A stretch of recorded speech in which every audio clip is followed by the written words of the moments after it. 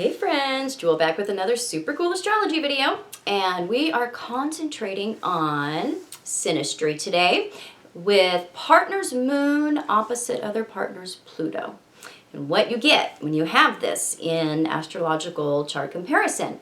So Synastry is when you take two birth charts and you put them side by side or on top of each other, and you can see the contacts between all the planets.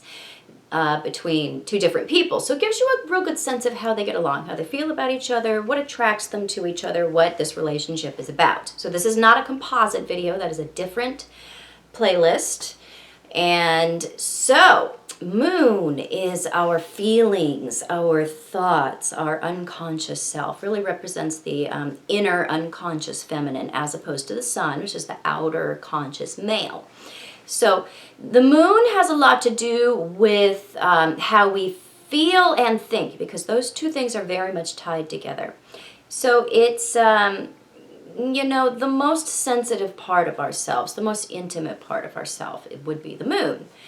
And the most vulnerable part of ourselves as well is the moon. So Pluto is the powerhouse within somebody. This is really where a lot of our unconscious issues lie, is where our Pluto is. This is where things are that we don't readily accept about ourselves, things that we have buried, where our biggest transformation in life will come. Where a lot of our difficulties and crisis lie is the placement of Pluto. So when we have these two in an opposition, and if you don't know what an opposition is, refer to my playlist. It's talking about aspects in astrology. You will find that video, What is an Opposition? When we have these two in an opposition, you know, an opposition is a tense aspect. It's not like a square where they're in constant argument or constant friction. Opposition kind of comes and goes. You get along sometimes, other times you don't.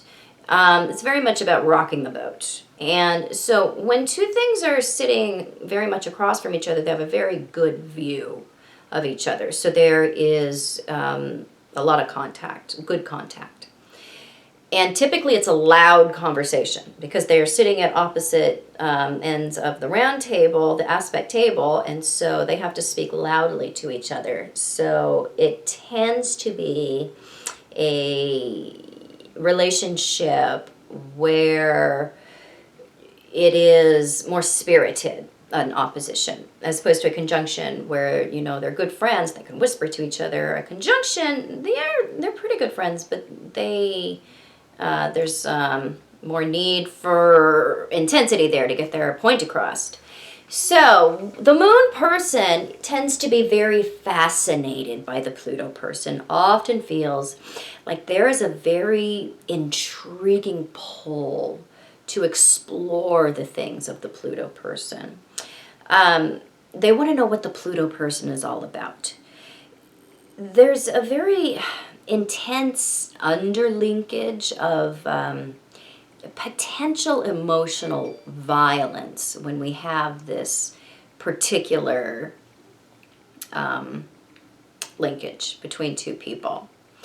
Because you have to understand that the moon person is exposing their most intimate, vulnerable self to the most power-seeking, dark, controlling, manipulative, difficult, crisis-oriented part of another person.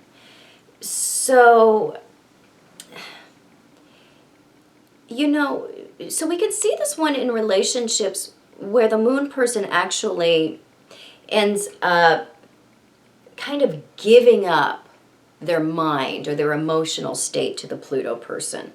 So you really have to look at the natals when you have really strong Pluto contacts to somebody else's inner planets to see what the potentials are in those natal charts. If somebody is very prone to being controlling and somebody else is very prone to being controlled, and these two end up in a relationship where they have this aspect, you can see some serious issues with Stockholm Syndrome, or the moon person identifying with the needs, the difficulties of the Pluto person. So the moon person can end up feeling or being very emotionally manipulated by the Pluto person. And typically is very much an accomplice in their own emotional kidnapping when we have this particular contact. So,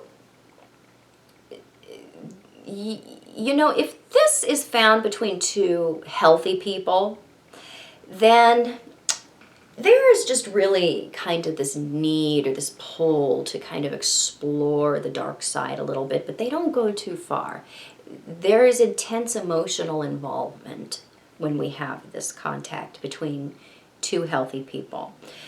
But if this one comes between two people that have Pluto issues or unresolved issues, issues of past sexual abuse, issues of control, a lot of fear, then these two people can fall into a pattern of masochism, sadism, and that is an extreme expression of this aspect, but we can definitely see it.